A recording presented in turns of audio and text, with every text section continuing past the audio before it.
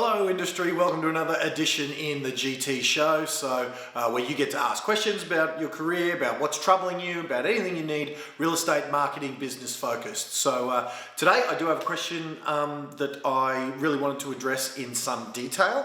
Before I get to that though, I just finished with someone writing an article about the year I've had, and yeah, it was pretty interesting to reflect on the year that was 2015.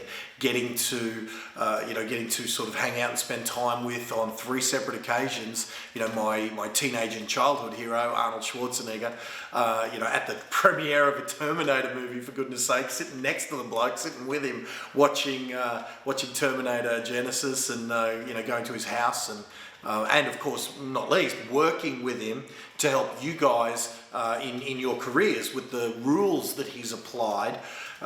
In order to, in 3 separate industries, in 3 distinct industries, being the best in the world, in his chosen fields, and the rules that he applies in order to do that. So of course that was incredible.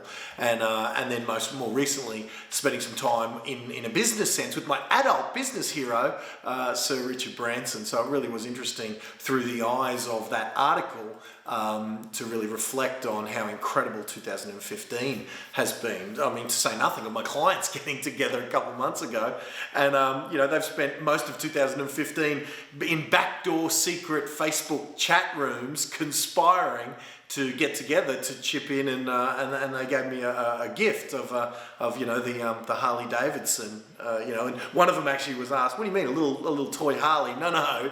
A full-on 96 cubic inch Road King Harley. So what a year 2015 has been. So and I am going to put together, you guys will see coming up, I'm putting together a thank you function for you guys for free, just as my way of saying thank you 2015, thank you to the industry 2015. So stay tuned on that. Now, today's question is from one of my clients who I've known for some years.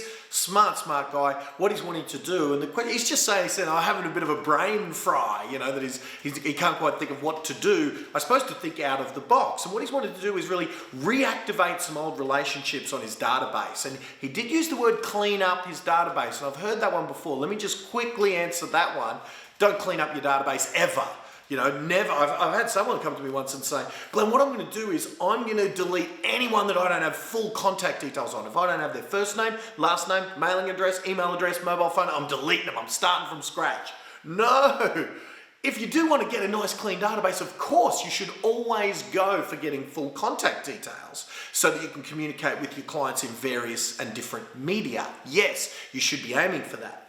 But you should never just, if you've only got an email address, you put them in. You should have at least one category on your CRM, on your database. Now, if you don't have a CRM where you can do this stuff, you need to get one. You need to touch base with my team, check the show notes below or the links, whatever, find a way to contact my team, and have a look. I've got a little article that I wrote on the pros and cons of some of the various CRMs that are available in our industry. But you need to have one little bucket in your CRM, whichever one you're using. You have one list, one segment, one list where it's anyone with a pulse. When it comes to this, if they can, fog a mirror, if they're alive and they own some property, do not ever delete them. Sure. If you've only got an email address and no name, you keep that in just one of your segments where really, because when it comes to databases and names and lists, bigger is better. It's just a question of mathematics. So never delete them. So never clean up your database. But yes, still always try to improve your database, but never delete anyone. Because of course they've got the ability to delete themselves if they want. They can opt out. They can, they can hit unsubscribe to your emails and all that. But don't you do it. Wait for them to do it. All right.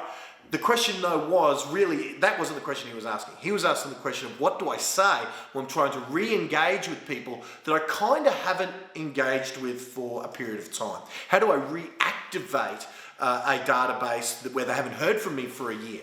Well, that's definitely a valid question. And there's a lot of ways you can do it. One of the ways you can do it is just start communicating again. Sure, if they haven't heard from you for a while and they've forgotten you, you might get a higher unsubscribe rate the first time you reactivate your communication with them. So you could just pretend nothing happened and just start again, and that would be absolutely valid. What I would recommend though for my man who contacted me specifically about this, knowing him, is I would say get on the phones. Get on the phones and reactivate those links, because there's no better way other than face-to-face and actually meeting them. There's no better way to, to communicate and persuade and influence and kind of be someone in their life than on the phone one-on-one. So I would jump on the phones. I'm going to give you now. I might just play it after this episode, or do I give a link to it? Don't know. Depends how long the episode is. Anyway, it's part of this episode. It'll either be after the episode, I'll decide later, or I'll give you a link to it. I'm going to give you a script of a telemarketing survey that we can do. So you might want to just call up these people and say, hey, it's Grant here. I've just, I'm not sure if my name rings a bell, and it depends on whether or not they ever knew you. Now, if they bought or sold through you, understand they still probably do remember you. They just haven't heard from you for a while. So you just re-engage, get the conversation going. But instead of it being hey, I just want to let you know, I haven't been in touch for a while and now I'm going to be in touch. No, call with a reason. And that reason is you're doing some research for your next publication, your next book, a magazine or whatever, and you just want to, you're doing some research for a paper that you're writing about the area, and you just had a few questions, a survey, to get some statistics or something or whatever, and then have a look at, the script that I give you is going to be a question-based one. You're going to hear a few questions that I've got as part of that script. Now, understand that the script that I wrote, that I'm going to give you, it was written for cold calls, as an alternative to cold calls. But understand it certainly can be used to reactivate relationships that haven't been attended to for some time. The main question, though, of course, because you said you had a few primary motives for what you would want to do: sales, property management, and finance. Just scale your questions around that. The main question from a sales perspective is this one, and in the script you're going to get it's question 2. It's let me get the wording right. It's how long do you think your current property will meet the growing, changing needs of yourself, your family, whatever the case may be. Now, so that sounds like it's just hypothetically, statistically, how long do you think you'll be, but really what that's saying is, oi, how long is it going to be till I come and sell your house? Is it going to be 0 to 2 years, 2 to 5, or 5 or more years? That's kind of what we want to know. And it's not saying, are you selling? You're not thinking of selling, are you? Because you know it, 99 times out of 100, they're not selling. And even if they are, if you say, oh, you're not thinking of selling, they're probably going to say no just habitually. But that's a better question. How long do you think it'll be before your current property no longer suits the growing, changing needs of yourself, your family, whatever the case may be? That's a pretty soft way to say, when are you selling? And if they say, oh, I don't know, you say, well, if you had to guess, would it be 0 to 2 years, 2 to 5, or 5 or more? Just for my research purposes. See how you're kind of just getting an indication? So good question. Then you put them in your CRM, you follow them up based on the answer to that question. With regards to property management, the question might be, now understand that in the script I'm going to give you, there is no property management question. It might be, do you own 0, 1 to 2, or 3 or more investment properties?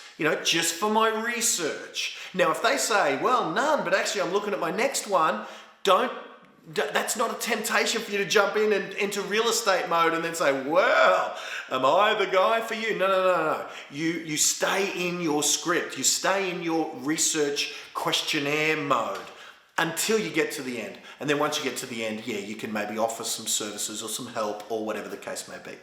But look, there's my thoughts. I'll give you the link, or do I play? Now, the training is about half an hour, so I'm going to give you a link to the training to have a look at the questionnaire as it pertains to how it could be a substitute for cold calls. I'll give you a link down below in the notes there. So check that out and use that as inspiration for crafting your own survey to reactivate your client relationships if that sort of relationship hasn't been attended to for some time. Cool little way to reactivate it. Then they'll be okay with some subsequent follow-ups in either email, SMS, or whatever way you wanted to continue your contact trail from there on. And then that could even include, because you were saying you didn't like some of those boring things, well, you know what, some of those boring things, market reports, market updates and all that stuff will fall on more, the opposite of deaf ears, whatever that might be, more receptive ears if you've reactivated the relationship then. And always don't forget the value of negotiating some deals with your local businesses so that you're offering to give things rather than asking for things. That's always a great principle. But of course, we've talked about that in other editions, and we will certainly talk about the power of giving gifts in future editions of the GT show as well. So there it is, another one in the can. I hope that's been of some help as always. Love serving you guys. Thanks again, and we'll see you on the next edition. Bye for now.